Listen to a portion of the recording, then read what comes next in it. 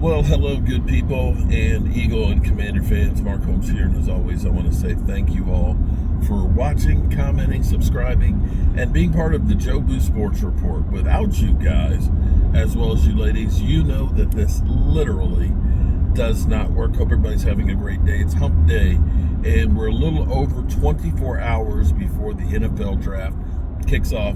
Can't wait. I'll be glad to finally get this in the books. I'm tired of all the mock drafts and everything else, the projection. Give me my 10 picks so we can start breaking down those guys that are actually going to be part of the Dallas Cowboys. I don't care about the players going elsewhere. I only care about the ones that will be wearing the star.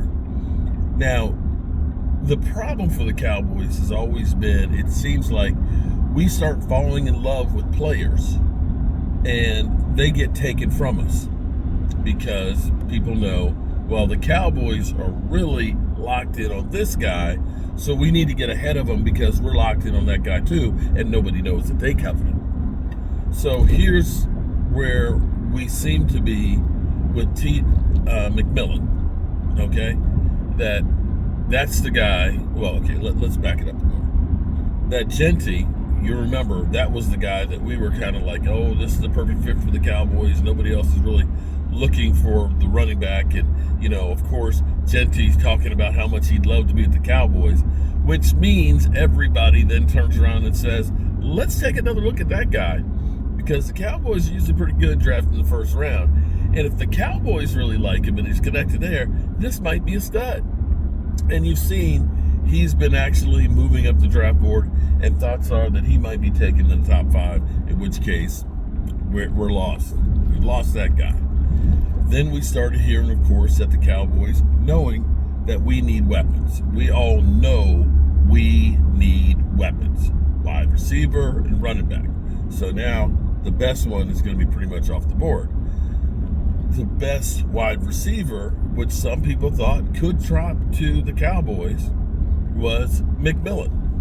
And of course, we've gotten to fall in love with that guy. You know, he's 6'2", red zone target, you know, big body guy, kind of like Des Bryant, you know, where he can do the jump balls. You can put him down close to the goal line there and, you know, throw it up to him and get those scores.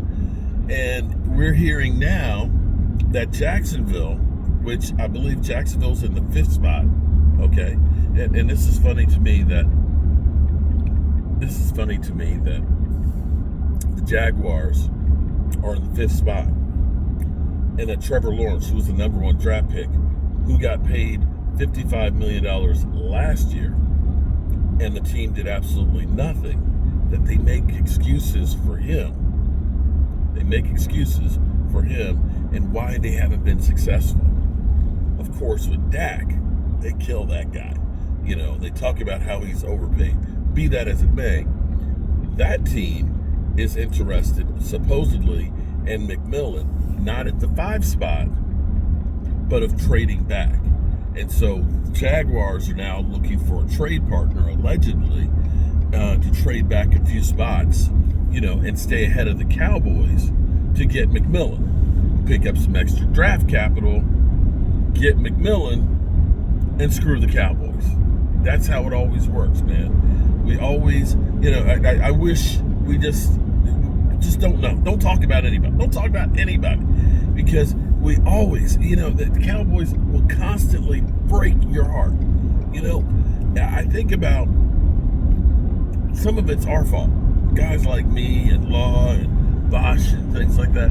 Like when we go to training camp, you know, we get a little tear in our eye because we see one great play and we think that this guy is going to be the next second coming of, you know, Jerry Rice. You know, I think about how good we were sold last year on Jalen Tolbert, you know, in training camp, and Jalen Brooks, and we were like, oh, Jalen Brooks, he's just as good as Jalen Tolbert, man. You know, these guys are going to be great. Well, Jalen Tolbert, love him. He's a good receiver and stuff, but he should be a 3 or 4. These guys aren't number 2s. But we get out here, we fall in love with them. You know, we get ourselves, you know, like we got that taste in our mouth for this great wide receiver and stuff, and they're actually producing well. but not in the level that we've got it set in our minds. And one thing that was funny last night, it just hit me again, where Philly 500 is going off and talking about how much talent that the Cowboys have and how much Dak Prescott is a failure and stuff. And it's funny to me how everybody talks about he had Cedric Wilson.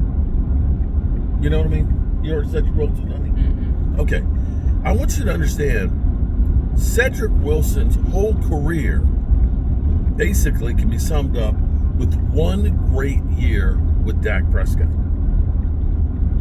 Cedric Wilson had 600 and some odd yards 1 year with Dak Prescott. He goes to Miami and he can't really even get on the field. He goes to New Orleans for like 200 yards. But somehow people equate the way they talk about Cedric Wilson, you would think that this was A.J. Brown or Des Bryant. Oh, and Cedric Wilson. Maybe, just maybe, the reason why Cedric Wilson performed was because Dak Prescott was throwing to him. Because anybody else throwing to him, he's just average. And I can go down the line with some of the great wide receivers that we've had that we've tried to plug in, like Allen Hurns, Trayvon Austin, Lucky Whitehead, and of course Cedric Wilson and Noah Brown. These are not top 25 wide receivers, people. They're not. There was only 1 year of having Amari Cooper and a rookie CeeDee Lamb together. That's the only time that you really had two legitimate wide receivers on the field at the same time. And don't get me started on tight ends, because we have not had great tight end play, really. I mean, I guess you could say his rookie year when we still had Jason Witten, but Jason Witten wasn't that guy who was running around beasting downfield without a helmet anymore. That was the waning years of him. And same thing with Des Bryant. This is where getting a legitimate wide receiver is a must. And maybe you are going to have to trade for one, because it's sounding like people are trying to get the ones that you covet.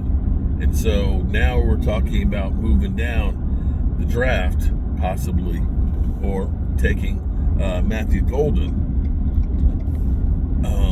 and not still having that premier wide receiver. It may mean that you may end up trading for that number one guy. And maybe it's with the Steelers. Maybe Pickens, that you swap picks and take Pickens off their hand. They got DK Metcalf. He's expendable now. So just my thoughts here of what we're about to see transpire. But the reality is, nobody knows. Nobody knows. Peace.